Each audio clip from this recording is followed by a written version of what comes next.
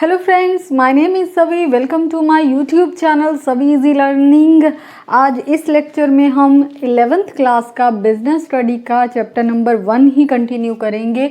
तो ऑलरेडी हम business activities में इंडस्ट्री का कंसेप्ट कर चुके हैं, जिसमें कि प्रोडक्शन से रिलेटेड एक्टिविटीज़ होती हैं। यहाँ पे गुड्स और सर्विसेज की प्रोडक्शन होती है। अगर हम बात करें कॉमर्स की, तो कॉमर्स में प्रोडक्शन के बाद की एक्टिविटीज़ जो है परफॉर्म की जाती हैं। प्रोडक्शन के बाद की एक्टिविटीज़ जैसे कि उनको डिस्ट्रीब्यूट करना, गुड्स को बाइंग एंड सेलिंग से रिलेटेड। और अगर हम बात करें बाइंग एंड सेलिंग को जो भी चीज़ें प्रभावित करती हैं, जहाँ उनके बीच में जो भी ऑब्स्टेकल्स आती हैं, हिंड्रेंसेस आती हैं, तो कॉमर्स में उनको भी दूर किया जाता है, ताकि जो डिस्ट्रीब्यूशन की एक्टिविटीज़ हैं वो प्रॉपरली हो सके। तो यहाँ पे हम कॉमर्स को भी दो भागों में बांट देते हैं।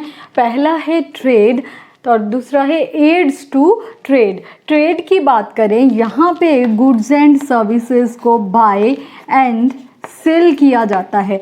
ट्रेडिंग में जो है, जो प्रोडक्ट कस्टमर को चाहिए वो मैन्युफैक्चरर से, प्रोड्यूसर से लेके, ये एक इंडस्ट्री में जो प्रोड्यूस हुआ है वो जो है आगे कस्टमर्स को सेल किया जाता है। यहाँ पे एक मैन्युफैक्चरर से गुड्स लेके फर्दर जो है कस्टमर को सेल कर देना। तो ये जो है एक लिंक है। Trade is a link between producer and customer. ये दोनों के बीच में एक लिंक जो है वो इस्टेब्लिश करता है। तो ट्रेड में जैसे कि हम जान चुके हैं कि बाइंग एंड सेलिंग की एक्टिविटीज़ होती हैं, तो फर्दर इसको भी हम दो पार्ट्स में डिवाइड कर देते हैं। एक है इंटरनल, दूसरा है एक्सटर्नल। इंटरनल में जब कोई भी बाइंग या फिर सेलिंग गुड्स और सर्विसेज की with in the boundaries of a country होता है, देन ये इंटरनल ट्रेड है। जैसे कि मान लीजिए कोई भी सेल या परचेज जो है वो पंजाब की किसी स्टेट से अगर केरला की स्टेट में की जाती है, तो ये इंडिया के बाहर नहीं है, तो एक कंट्री के अंदर ही है। तो जब एक कंट्री की बाउंड्रीज़ के अंदर कोई भी ट्रेडिंग एक्टिविटीज़ की जाती हैं, तो इसको इंटरनल ट्रेड कहा जाता है।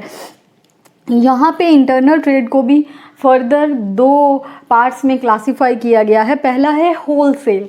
तो होलसेल में क्या है, जब भी कोई एक डीलर है वो प्रोड्यूसर से बहुत लार्ज अमाउंट क्वांटिटी में जो है प्रोडक्ट बाय करता है और देन वो रिटेलर्स को डिस्ट्रीब्यूट कर देता है। यहाँ पे होलसेल ट्रेड में जो है एक होलसेलर जो है वो मैन्युफैक्चरर और रिटेलर के बीच में जो है एक लिंक का काम करता है, क्योंकि जो मैन्युफैक्चरर है वो डायरेक्टली, प्रोड्यूसर जो है डायरेक्टली गुड्स सेल नहीं करेगा कस्टमर को, तो उसका काम जो है प्रोडक्शन तक ही है, प्रोड्यूस करना है। तो वहाँ से वो एक होलसेलर जो है तो वो प्रोड्यूसर से गुड्स को कलेक्ट करता है, देन इनको डिफरेंट रिटेलर्स को डिस्ट्रीब्यूट कर देता है। जनरली जो एक होलसेलर है वो एक प्रोडक्ट लाइन में ही डीलिंग करता है।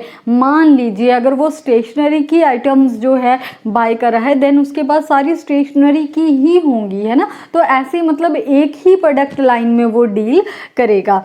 तो इसमें जो है नेक्स्ट इसके बाद जो होलसेलर है वो गुड्स रिटेलर को बेचता है। तो जो रिटेलर का काम करते हैं उसको रिटेल कहते हैं।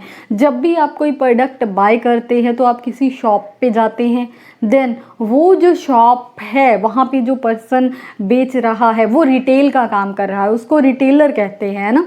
तो यहाँ पे जो रिटेलर है वो अपने पास बहुत सारी चॉइस जो है वो मेंटेन करके रखता है, मतलब उसके पास क्वांटिटी भी होती है हर एक प्रोडक्ट की, कोई ना कोई, जैसे डिफरेंट ब्रांड्स जो है, मतलब वो एक पर्टिकुलर स्पेसिफिक प्रोडक्ट लाइन से डील नहीं करता है, वो अलग अलग होलसेलर से अलग अलग ब्रांड के अलग अलग क्वालिटी के प्रोडक्ट्स जो है वो मेंटेन करता है।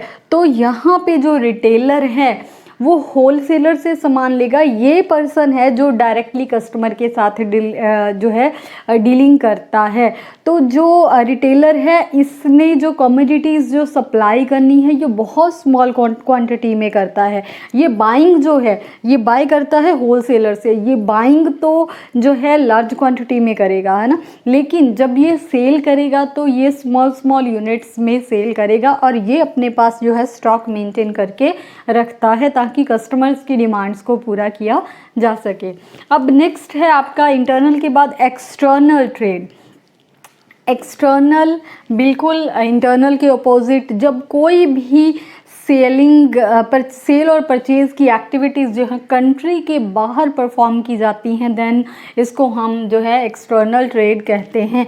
मान लीजिए इंडिया का कोई बिजनेसमैन जो है अपने प्रोडक्ट को बाहर की कंट्री में, मान लीजिए श्रीलंका के साथ या पाकिस्तान के साथ जो है डीलिंग करा, वहाँ बेच रहा है, तो यहाँ पे दो कंट्रीज़ इन्वॉल्व हो गई, तो एक कंट्री की बाउंड्रीज़ के बाहर ट्रेड हो रहा है, तो इसको क्या कहते हैं, एक्सटर्नल ट्रेड। एक्सटर्नल ट्रेड जो है इसके लिए काफ़ी ज़्यादा रूल एंड रेगुलेशंस हैं, लाइसेंस की ज़रूरत पड़ती है और कस्टम क्लियरेंसेस की भी ज़रूरत पड़ती है। ये इतना इजी नहीं है जितना कि इंटरनल ट्रेड है। तो एक्सटर्नल ट्रेड को भी फर्दर 3 पार्ट्स में डिवाइड किया गया है, बहुत इजी है। सबसे पहले है इम्पोर्ट। जब किसी दूसरी कंट्री से कोई पर्सन जो बिजनेसमैन है बाहर की कंट्री से अपनी कंट्री में प्रोडक्ट को बाय करता है, गुड्स और सर्विसेज को बाय करता है, this is known as import. मान लीजिए अगर हम चाइना से कुछ भी जैसे कंप्यूटर जो हैं या टॉयज़ हैं वो ख़रीद रहे हैं, बाय कर रहे हैं, अब चाइना से ख़रीद रहे हैं मतलब बाहर की कंट्री से ख़रीद रहे हैं इंडिया वाले बिजनेसमैन, तो ये हो गया इम्पोर्ट।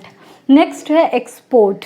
एक्सपोर्ट बिल्कुल परचेज़ के अपोजिट, जब कोई भी एक कंट्री जो है दूसरी कंट्री को सामान बेचती है। मान लीजिए इंडिया के लिए एक्सपोर्ट क्या होगा, अगर हम सामान कोई भी बाहर वाली कंट्री को बेच रहे हैं, मान लीजिए हमने चाय जो टी है वो बेची है यूएसए को, तो ये जो सेल हो गई ये आ गया आपका एक्सपोर्ट। इसमें भी जो है 2 कंट्रीज़ इन्वॉल्व होती हैं और कंट्री के बाहर सेलिंग होती है। तो यहाँ पे नेक्स्ट है एंट्रीपोर्ट। तो एंट्रीपोर्ट क्या है, जब कोई एक देश एक कंट्री से बाय करता है और उसी प्रोडक्ट को, उद्देश्य क्या है, उसी प्रोडक्ट को वो थर्ड कंट्री को सेल कर दे, है ना। मान लीजिए हमने यूएसए से कोई कंप्यूटर्स वगैरह बाय किए, अब इन कंप्यूटर्स को अगर हम जो है श्रीलंका को बेच देते हैं, यहाँ 3 कंट्रीज़ आ गई, यहाँ बाइंग भी है सेलिंग भी है, एक कंट्री से बाय किया जा रहा है दूसरी कंट्री को सेल किया जा रहा है, तो इसको कहते हैं एंट्रीपोर्ट। नेक्स्ट आ जाता है हमारा, अगर हमने कमर्स एक्टिविटीज़ को जो है 2 पार्ट्स में डिवाइड किया था, trade and aids to trade. Aids to trade को हम एक्सिलरीज टू ट्रेड भी कहते हैं।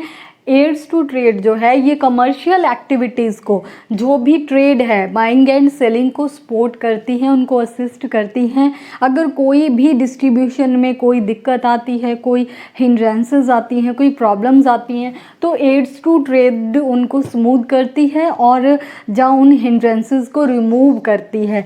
यहाँ पे अगर बात करें तो टर्शरी इंडस्ट्री में आप ऑलरेडी कर चुके हैं, लेकिन थोड़ा सा डिस्कस कर लेते हैं। जैसे कि प्रोडक्ट बन के तैयार है इंडस्ट्री में, लेकिन अगर कस्टमर को कोई नॉलेज नहीं है देन उस प्रोडक्ट का कोई बेनिफिट नहीं है, क्योंकि वो बाय नहीं करेगा। तो यहाँ पे किस चीज़ की ज़रूरत है, नॉलेज की। तो नॉलेज कौन प्रोवाइड करेगा, एडवर्टाइजमेंट। तो ये एड्स टू ट्रेड के अंडर आता है।